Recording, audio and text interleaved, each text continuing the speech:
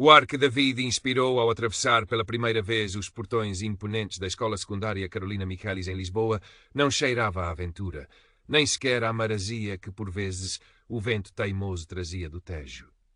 Tinha o odor acre da apreensão, uma mistura de tinta fresca dos corredores recém-pintados e o pó acumulado de gerações de alunos que por ali tinham passado, cada um com os seus medos e esperanças.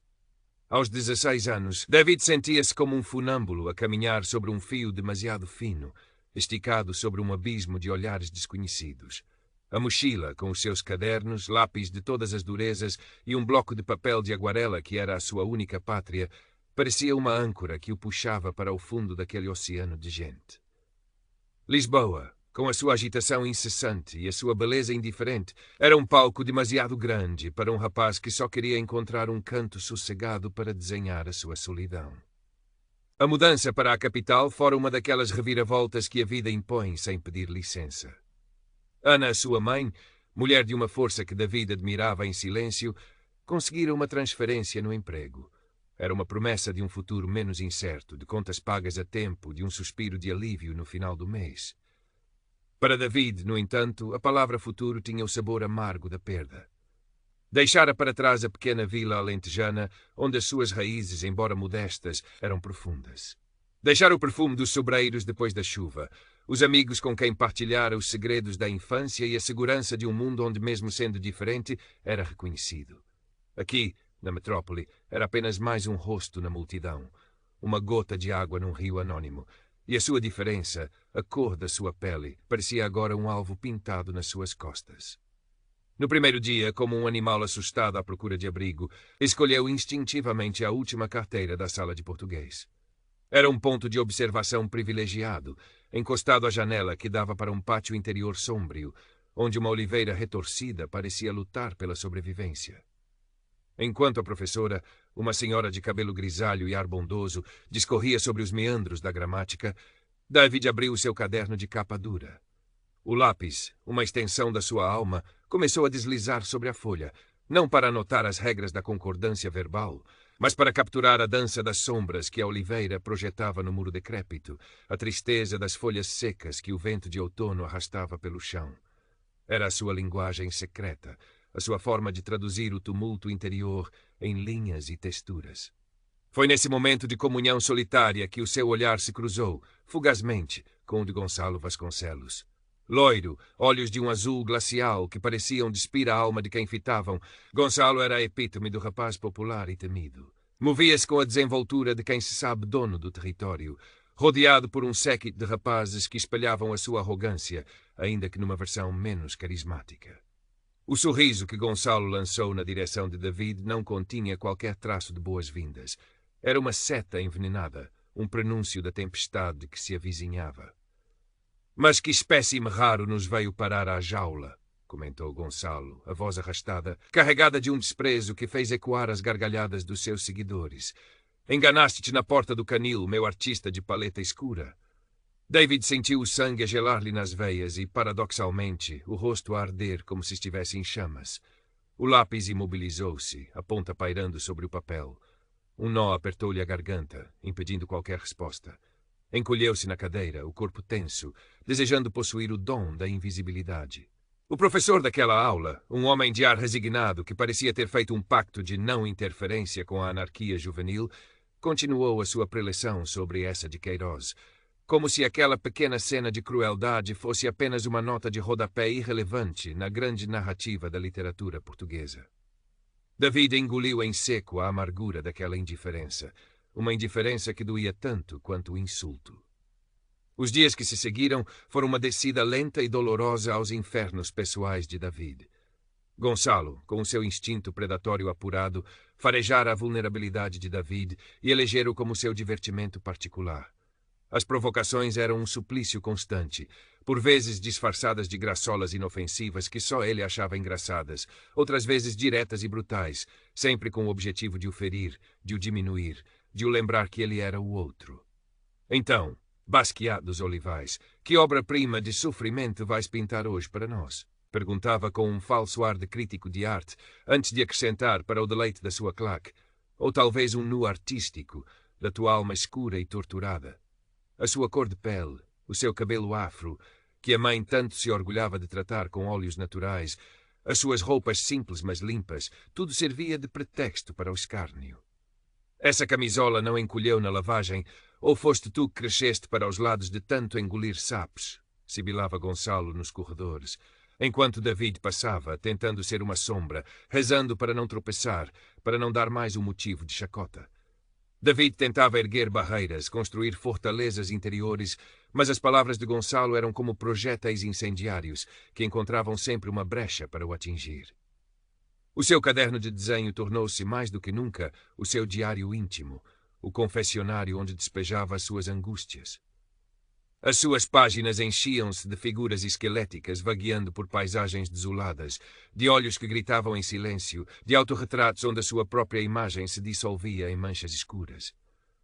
Mas mesmo aí, no epicentro da sua dor, a sua alma de artista teimava em procurar um vislumbre de beleza.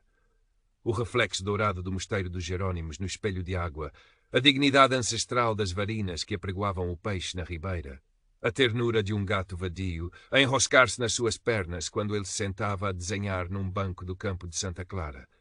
Desenhar era o seu ato de resistência, a sua forma de dizer ao mundo e a si mesmo que ainda estava vivo.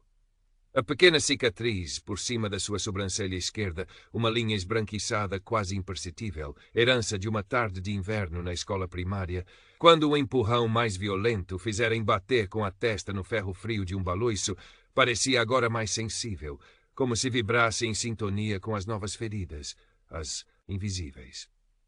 A pequena cicatriz por cima da sua sobrancelha esquerda, uma linha esbranquiçada quase imperceptível, herança de uma tarde de inverno na escola primária, quando o empurrão mais violento o fizera bater com a testa no ferro frio de um baloiço, parecia agora mais sensível, como se vibrasse em sintonia com as novas feridas, as Nod. No meio daquele nevoeiro de hostilidade e solidão surgiu, inesperadamente, um raio de sol. Sofia Oliveira, a jovem professora de artes visuais. Com os seus 30 e poucos anos, um entusiasmo pela arte que era contagiante e um olhar que parecia capaz de ler as entrelinhas da alma, Sofia foi a primeira pessoa naquela escola a ver David. Não o miúdo novo e esquisito, não o alvo fácil, mas o artista em potência, o jovem com um universo interior rico e complexo. David, posso espreitar esses teus tesouros? Perguntou ela um dia com um sorriso cúmplice, aproximando-se da sua mesa no final da aula, enquanto os outros alunos se dispersavam numa algazarra ruidosa. Ele, hesitante como sempre, mas desarmado pela genuinidade dela, estendeu-lhe o caderno. Sofia folheou as páginas com uma atenção reverente, detendo-se em cada detalhe, em cada traço. David sentiu o coração a bater descompassado, um misto de pavor e uma secreta esperança. Quando ela finalmente levantou os olhos, havia neles um brilho de assombro. Isto é absolutamente notável, David, disse ela, a voz baixa, como se partilhasse um segredo. A tua capacidade de transmitir emoção, a força das tuas composições, tens um dom raro. Já alguma vez pensaste em levar isto mais a sério, em mostrar os teus trabalhos para além destas paredes? Ele encolheu os ombros, o embaraço a tingir-lhe as faces. São só desabafos, Tora, coisas que me saem. Não são só coisas que te saem, David, corrigiu ela com uma convicção que o tocou profundamente. Isto é a tua essência, a tua forma de estar no mundo. É uma voz poderosa e o mundo precisa de ouvir vozes como a tua. Pousou uma mão leve e reconfortante no seu braço. Não deixes que ninguém, absolutamente ninguém, te faça duvidar disso, principalmente aqueles que só sabem gritar para abafar o seu próprio vazio. As palavras de Sofia foram como um bálsamo para as suas feridas. Uma pequena semente de autoestima muito adormecida começou a germinar no seu peito. Talvez, só talvez, ela tivesse razão. No entanto, a atenção e o apreço que Sofia demonstrava por David pareceram ter o efeito perverso de inflamar ainda mais a crueldade de Gonçalo.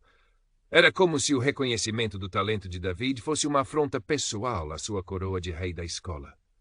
O bullying tornou-se mais sofisticado, mais insidioso. Um dia, David encontrou o seu cacifo arrombado, os seus livros de estudo rasgados, as suas aguarelas, que ele guardava como um tesouro, esmagadas e misturadas com lama. Noutra ocasião, durante um intervalo, no pátio apinhado de gente, Gonçalo tropeçou propositadamente em David. fazendo cair e entornar o seu tabuleiro do almoço para gáudio ruidoso do seu séquito e para a indiferença dissimulada da maioria dos presentes. A humilhação era uma constante, o medo, o seu companheiro inseparável. A raiva e a frustração fervilhavam dentro de David como um vulcão prestes a entrar em erupção. Mas o medo, aquele medo paralisante de represálias ainda piores, de uma escalada de violência que ele não saberia como enfrentar, mantinha-o acorrentado ao silêncio. Chegava a casa exausto, não pelo cansaço físico das aulas, mas pelo fardo esmagador daquela perseguição implacável.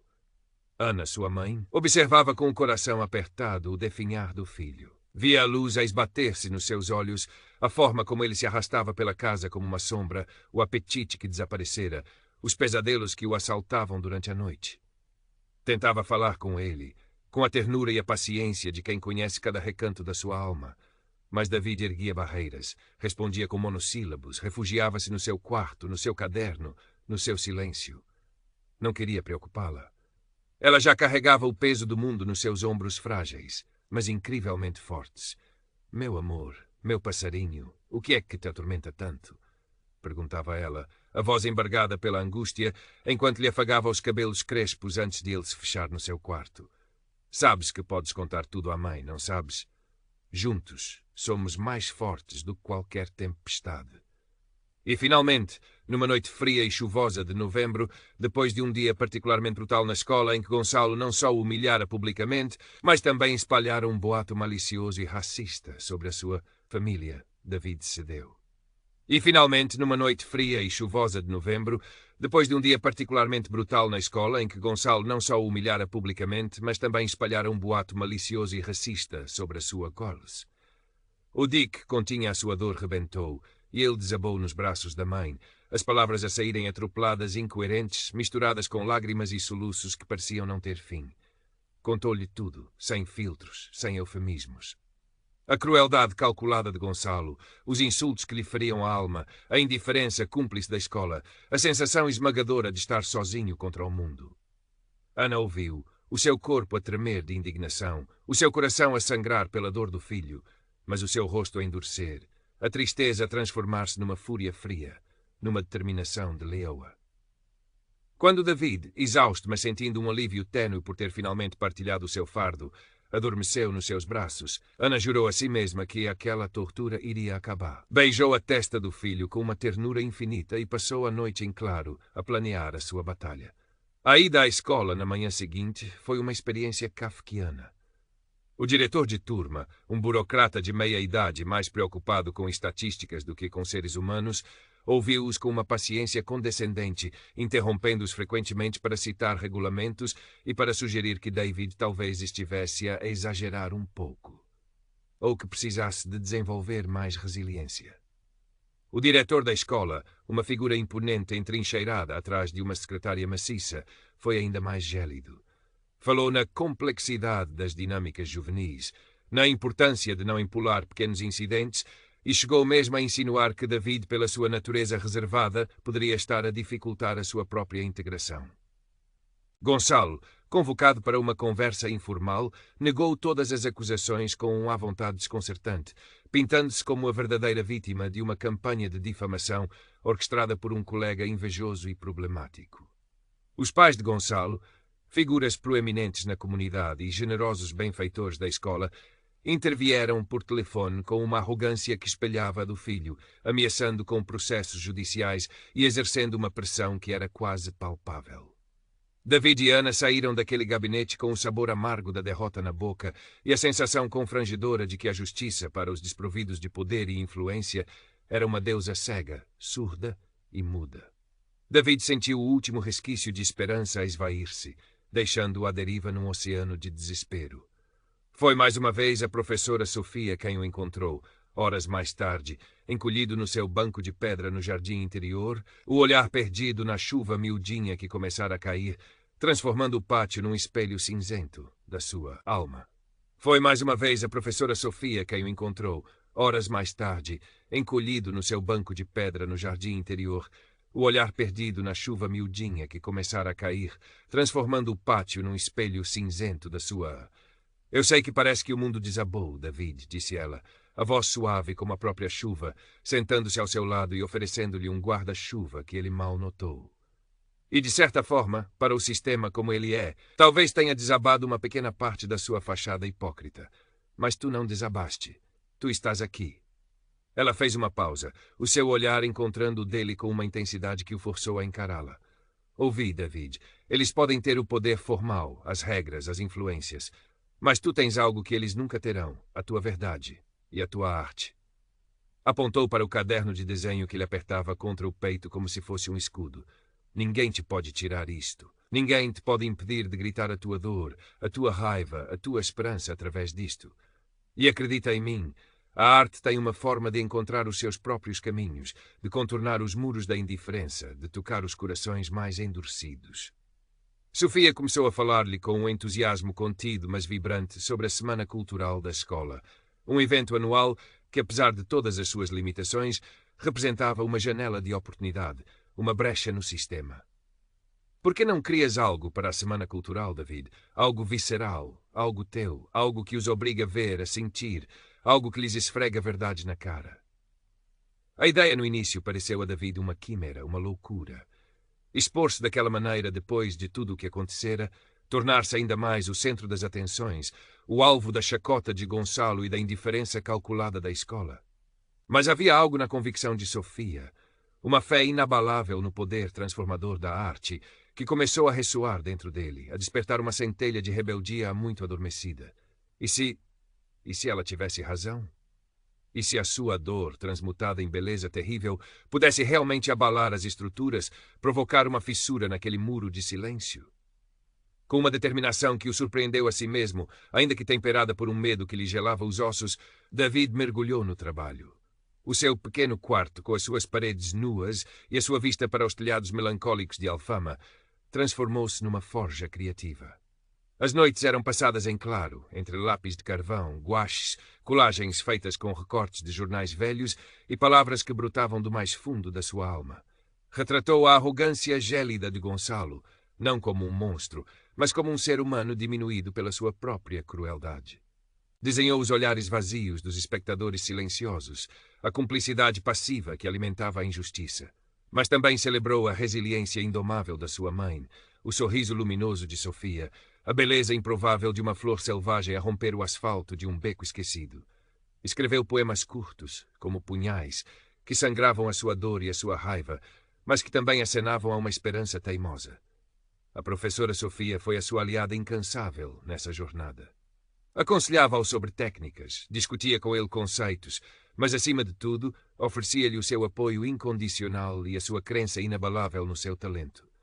Juntos, conceberam uma pequena instalação, a que deram o nome provocador de Fragmentos da Invisibilidade Visível, e uma performance onde David leria os seus textos, enquanto as suas imagens mais poderosas seriam projetadas numa tela. Era um plano audacioso, arriscado, mas David sentia, pela primeira vez, que estava a tomar as rédeas do seu próprio destino. A Semana Cultural chegou com a sua habitual fanfarra de atividades e a sua atmosfera de falsa harmonia.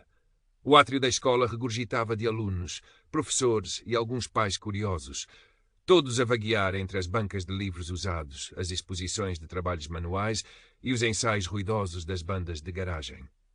A instalação de David, Fragmentos da Invisibilidade Visível, fora discretamente montada num corredor lateral, um espaço de passagem que, no entanto, Sofia conseguira transformar num recanto de forte impacto visual, com uma iluminação dramática que realçava a crueza dos desenhos e a força das palavras.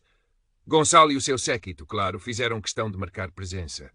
Passaram pela instalação várias vezes, com os seus habituais comentários sarcásticos e risinhos de escárnio.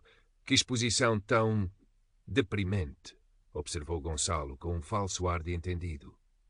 Será que o nosso artista incompreendido vai oferecer lenços de papel à entrada? Mas havia algo de diferente na postura de David. Uma calma inesperada, uma firmeza no olhar que pareceu desarmar, ainda que momentaneamente, a arrogância de Gonçalo.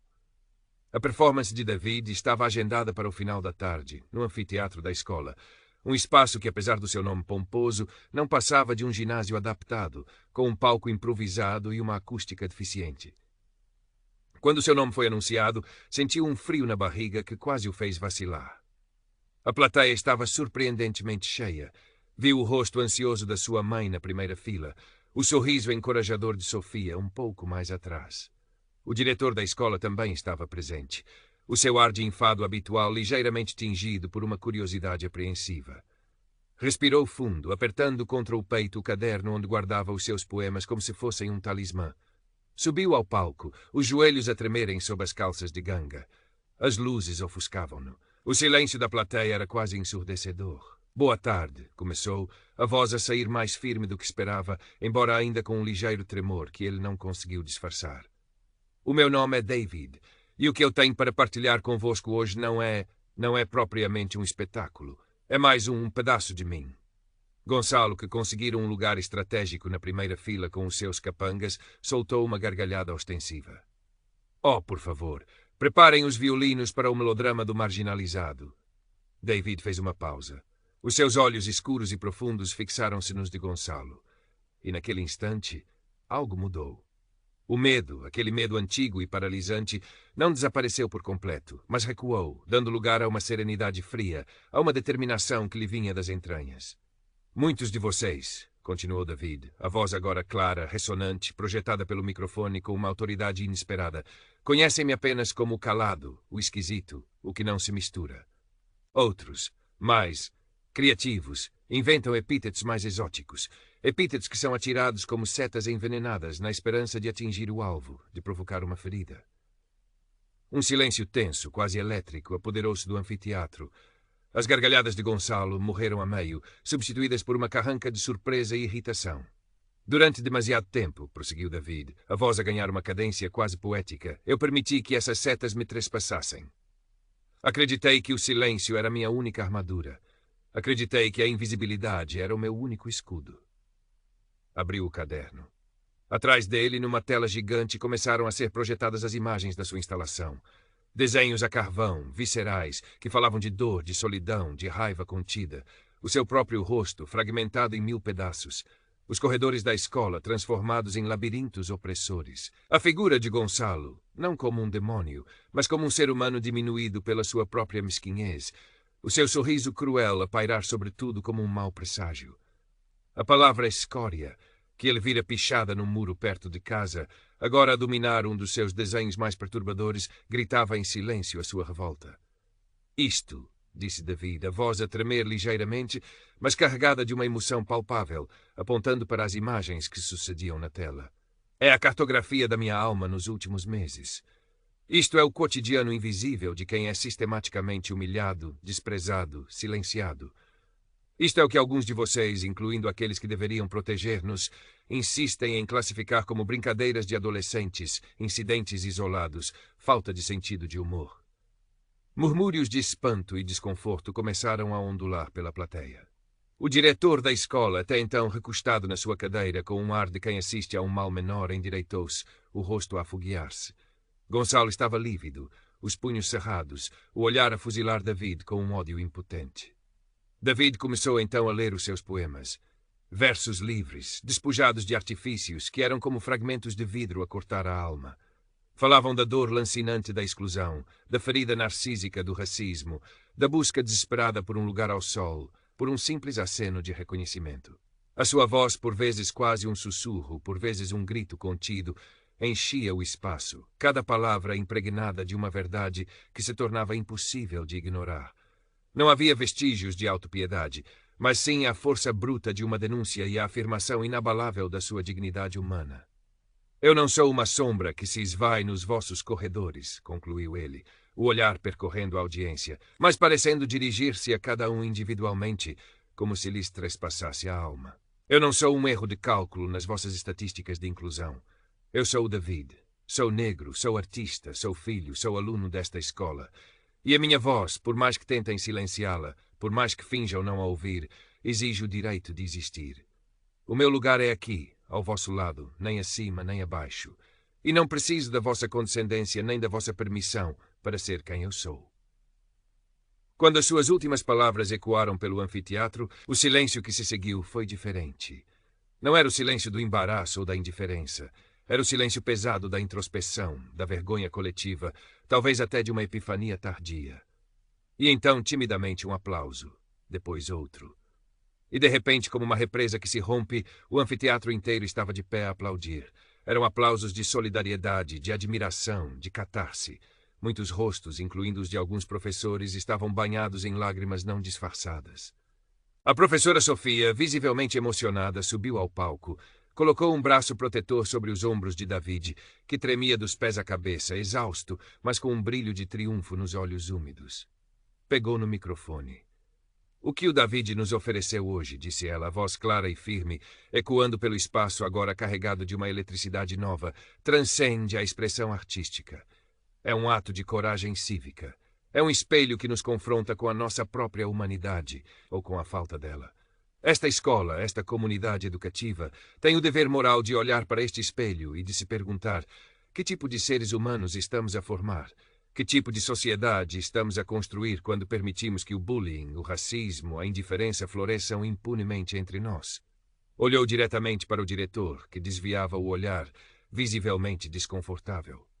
Esperamos, senhor diretor, que este grito de alerta não caia em saco roto. Esperamos ações concretas, mudanças estruturais, não mais palavras vazias, não mais silêncios cúmplices. A pressão era avassaladora. O evento, filmado e partilhado instantaneamente nas redes sociais por dezenas de alunos e pais, tornou-se viral em poucas horas, gerando uma onda de indignação e apoio a David, que extravasou os muros da escola. Nos dias que seguiram, a performance de David foi tema de debate aceso na comunicação social local e até nacional. O diretor da escola, confrontado com uma avalanche de críticas e com a ameaça de uma investigação por parte da Direção Regional de Educação, foi finalmente forçado a agir de forma decisiva. Gonçalo foi suspenso por um longo período e, mais importante, obrigado a participar num programa intensivo de reeducação comportamental e de sensibilização para as questões da diversidade e do respeito pelo outro. A sua família, apesar das suas influências e das suas tentativas iniciais de abafar o escândalo, viu-se constrangida a aceitar as medidas disciplinares e a emitir um pedido de desculpas público. A auréola de impunidade que sempre rodeara Gonçalo estilhaçou-se em 1000 pedaços. Muitos dos seus antigos amigos e admiradores começaram a olhá-lo com outros olhos, a questionar a sua liderança baseada na intimidação. Para David, a vida na escola secundária Carolina Michaelis começou lentamente a adquirir novas cores, novas texturas. A invisibilidade forçada deu lugar a um reconhecimento que no início o embaraçava, mas que gradualmente aprendeu a aceitar com gratidão. O medo não desapareceu por completo, mas transformou-se numa cautela vigilante, temperada por uma nova e tranquila confiança nas suas próprias forças. Fez amigos verdadeiros, rapazes e raparigas que o apreciavam pela sua inteligência, pela sua sensibilidade, pela sua coragem. A sua relação com a mãe, já um porto seguro, tornou-se ainda mais cúmplice, cimentada pela admiração mútua e pela vitória partilhada contra a adversidade. A escola, como instituição, também começou a mudar. Implementaram-se programas de combate ao bullying e à discriminação mais robustos e eficazes, com formação para alunos, professores e funcionários. Criaram-se espaços de escuta e de mediação de conflitos, onde a voz dos alunos, especialmente dos mais vulneráveis, passou a ser valorizada. Não era, David sabia-o bem, o fim de todos os problemas, o advento de uma utopia. O preconceito é uma erva daninha difícil de erradicar, mas era, inegavelmente, o começo de uma nova cultura, de uma maior consciência coletiva, de uma esperança renovada. Meses mais tarde, numa tarde soalheira de primavera, David estava sentado no seu banco de pedra no jardim interior da escola, o caderno de desenho pousado no colo. Já não era um esconderijo para a sua dor, mas um espaço de encontro, de criação, de paz. Ao seu lado, 2 novos amigos, a Lia e o Tiago, discutiam animadamente um projeto de fotografia para a próxima Semana Cultural. David sorria, enquanto os seus dedos ágeis davam vida a um novo desenho. Desta vez, não eram monstros nem sombras que preenchiam a folha. Era o retrato de um jovem de pele escura, os olhos grandes e luminosos fixos num horizonte de possibilidades. A pequena cicatriz na sobrancelha quase imperceptível, uma memória discreta de uma batalha que, embora dolorosa, o forjara, o tornara mais forte, mais ele mesmo. Por baixo do desenho, com letras firmes e confiantes, escreveu 2 palavras simples, mas que continham um universo de significado. Eu existo. E pela primeira vez em muito, muito tempo, sentiu que aquelas duas palavras não eram um grito de desafio, mas uma serena e inabalável afirmação.